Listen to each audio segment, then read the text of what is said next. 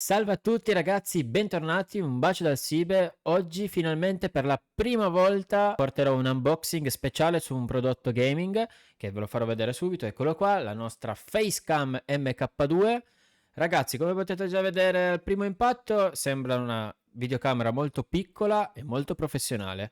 Io vi porterò di conseguenza, diciamo, il settaggio dove vi mostrerò come si vede, cosa si può modificare e vi farò anche un confronto di questa nuova webcam, scusatemi, con quella attuale dove sto registrando il video. Allora ragazzi, come caratteristiche abbiamo una risoluzione di 1080x60 fps o 1080x30, idem un 720x120 fps, un 720x60 fps e un 720x30 fps. In più abbiamo un'ottica Elgato Prime e una gamma di messa a fuoco dai 30 ai 120 cm, un'apertura di un f2.4, una lunghezza di 24 mm. Abbiamo poi un sensore della Sony Starvis, scusatemi non mi ricordavo, e un campo visivo di 84 gradi. Come sempre abbiamo un'interfaccia USB-C che sarebbe la più veloce attualmente, infatti si attacca tramite USB 3.0 e mi raccomando ragazzi, dovete avere un sistema operativo almeno di Windows 10 per 64 bit. Quindi mi raccomando, prima di acquistare questo prodotto, leggete bene le specifiche richieste per utilizzarlo. E niente ragazzi, io direi di passare all'unboxing e poi di passare direttamente al settaggio sul PC. Eccoci qua ragazzi, come potete vedere abbiamo la nostra confezione. Qui c'è la facecam. Allora ragazzi, purtroppo ho sbagliato ad aprire e si è tolta la linguetta dove andremo a strapparla comunque e andremo a vedere un po' come funziona l'unboxing. Allora ragazzi, apriamo la scatola. Una scatola come sempre di Elgato molto professionale. Qui andremo a togliere la prima parte della confezione dove abbiamo il nostro cavetto USB-C che ci aiuterà a collegare la fotocamera al nostro computer. Come potete vedere abbiamo un attacco grosso e uno un po' più piccolo da attaccare direttamente alla webcam. Adesso passiamo direttamente alla webcam, eccola qua, imballaggio molto accurato.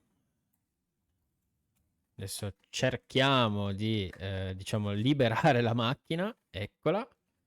Spostiamo un attimo queste confezioni che danno solo fastidio.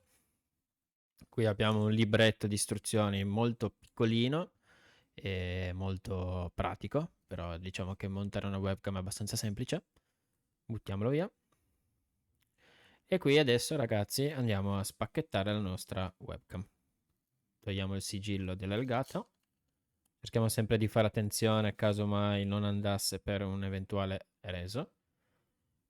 Ed eccoci qua ragazzi, qui c'è la nostra Elgato Facecam. Come potete vedere stupenda, piccolissima, mi sta su una mano. E volevo mostrarvela un po', mi sembra abbastanza bella. Come potete vedere qua c'è l'otturatore che è finalmente fatto a finestra. Qui abbiamo la nostra ottica e infine qua così proviamo un attimo senza fare danno, chiudiamo e così l'ottica non si danneggia con una copertura molto piacevole, perché io ultimamente ho trovato che i coperchietti io li ho sempre persi ragazzi, quindi questa qua è una cosa molto buona. Adesso come a primo impatto sto provando ad aprire diciamo il cavalletto dove noi andremo a appoggiarla sul nostro monitor e come potete vedere è molto rigido, quindi è una cosa già che amo perché molte webcam hanno praticamente il cavalletto morbido e quindi è difficile da grippare sul monitor. Poi come potete vedere qua sotto abbiamo una vite dove si può smontare tutto il cavalletto, rimane il buco nella webcam che si può diciamo avvitare a un supporto diciamo braccio che si usa sovente per i microfoni, ma si può usare, ci sono diversi tipi che lo si usa sia per le mirrorless che per questa diciamo webcam che si avvicina molto al mondo del mirrorless. Infatti io ve la consiglio, solo a primo impatto. Adesso passiamo direttamente al settaggio sul computer e dopo valutiamo insieme se vale la pena acquistare questo prodotto per il gaming, ma soprattutto per il content creator. Eccoci qua ragazzi, come già potete vedere abbiamo collegato la nostra Elgato Facecam, secondo me a primo impatto è qualcosa di devastante. Io direi di fare un piccolo test, facciamo finta che abbiamo tanta luce, infatti io andrei a mettere i due faretti che ho relativamente qua, andrei a metterli praticamente al 100% di luminosità ed ecco qua il risultato del 100% dei miei faretti. Sono molto luminosi, sembra che sia giorno nella mia cameretta, invece tolto i faretti è completamente buio. Allora ragazzi, incominciamo subito dalla prima opzione, andiamo sul zoom sbarra FOV, andiamo un po' a zoomare la mia faccia. A me sembra che si veda abbastanza bene, ragazzi. Non so voi cosa ne pensate, possiamo provare anche un po' di più. Non abbiate paura della mia faccia, ovviamente. E vabbè, contate che così siamo già al 369% dello zoom e secondo me è già qualcosa di bellissimo. Possiamo provare tipo sulla chitarra ad aumentare lo zoom e alla fine rimane così.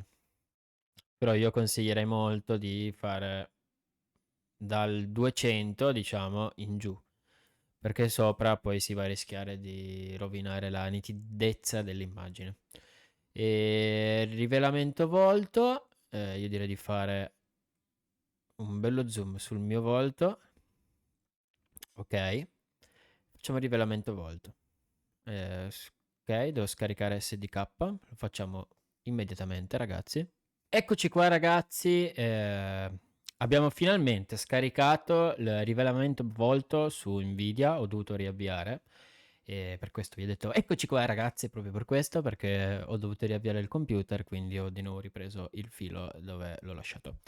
Allora, attiviamo rivelamento volto, come potete vedere proviamo a spostarci, sì, il volto lo segue bene, però non è fluido, quindi sinceramente non mi piace, perché va a scatti, raga, quindi non so quanto possa piacere questa cosa a un pubblico quando, come potete vedere, va molto molto molto a scatti, quindi rivelamento volto bocciato. Allora, andiamo a provare, non so, a cambiare un po' il contrasto.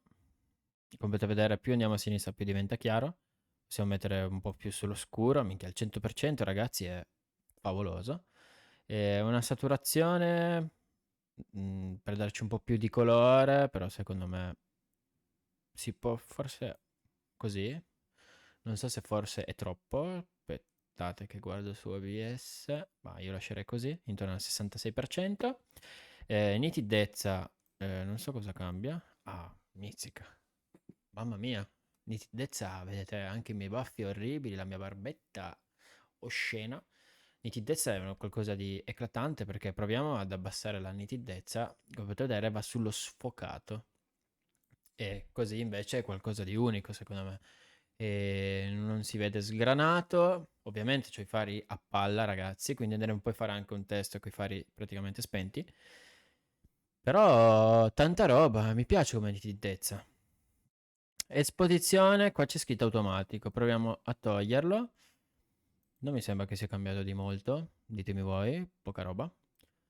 E andiamo a fare velocità otturatore, potremmo scurire un po', ma io direi di no, lasciamo sui 60 fps, perché penso che sia quello giusto. E invece l'ISO, più aumentiamo, più c'è luce ragazzi, quindi noi andremo a lasciare praticamente basso. Come potete vedere le mani si muovono perfetto. Bilanciamento del bianco, se lo togliamo assolutamente no, quindi lasciamo standard.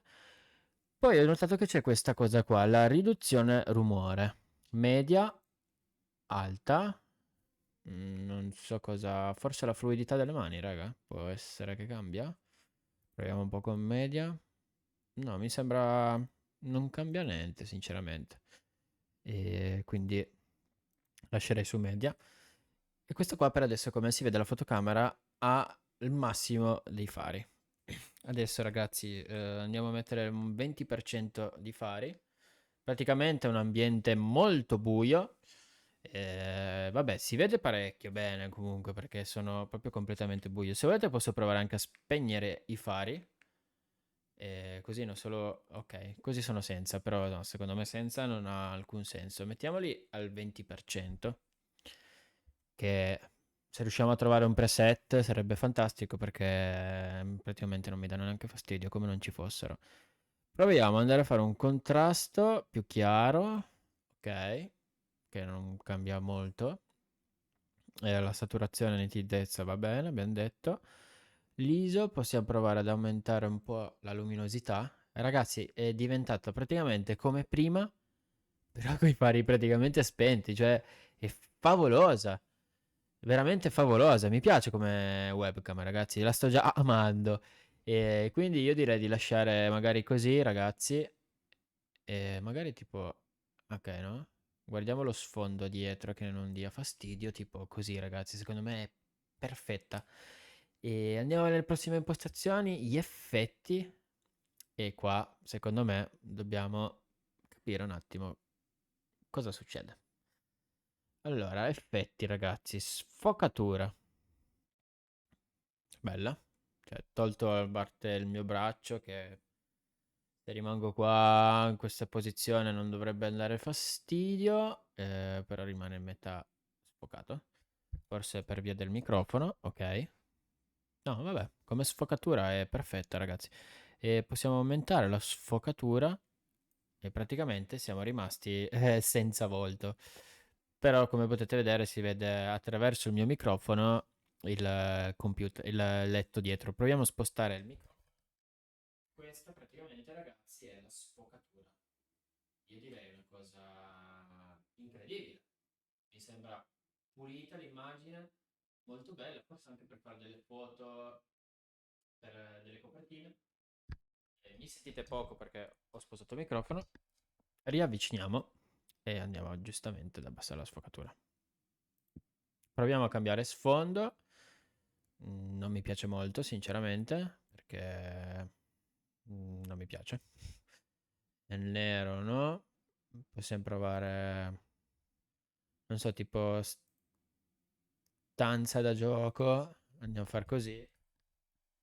Ovviamente, ragazzi, io adesso sto urlando un po' di più perché ho il microfono lontano, però vabbè, diciamo che se non avete nulla in fronte o comunque che vi copra il corpo, secondo me è una cosa favolosa. E niente, avviciniamoci di nuovo al microfono. Beh, tanta roba, ragazzi. Effetti AR. Cosa ho visto? Abbiamo la cosa che praticamente, cioè ragazzi, mi stava già sballando. Io adesso faccio un esempio un po' più facile, perché avendo la fotocamera qua diventa difficile. Però facciamo finta che io non mi ricordo qualcosa da dire in un video, nella live. Metto sotto lo schermo, quindi a questa altezza qua, io adesso andrò a guardare questa altezza qua, diciamo delle note da leggere. Con questa, diciamo, impostazione, i miei occhi guarderanno sempre la fotocamera. Quindi adesso guardate, io sto guardando in basso. Un attimo, ok, ce l'ho lì sopra. Guardate, sto guardando in basso. Adesso praticamente sto guardando in alto, vero? Adesso io non sto guardando, se si vede bene, perché sto guardando sempre basso. Ma obiettivamente dovrebbe farvi vedere che io sto guardando voi. Sì, perché adesso sto guardando dritto, però i miei occhi sono lì. Infatti se vedete che io mi sposto, guardate, tac, i miei occhi girano di là. Bellissimo. Sono quasi arrossito, ragazzi. Bellissimo, ragazzi. E niente, ragazzi, le conclusioni, secondo me è un'ottima webcam per il prezzo veramente ridicolo di 140 euro. Quindi io la consiglio vivamente per tutti gli appassionati di content creator, ma soprattutto anche gente che vuole solo fare un po' di serate gaming da passare su Twitch. Io ve lo consiglio davvero tanto perché è qualcosa di bello, bello da vedere secondo me. Fatemi sapere qui sotto nei commenti cosa ne pensate. Scusatemi se sono stato non troppo, diciamo, professionale. perché è il mio primo unboxing, ragazzi. Ci devo prendere un attimo una mano, ve ne porterò molti altri. Io vi auguro un buon proseguimento di giornata, un bacio dal Sibe, bella ragazzi. Ciao raga.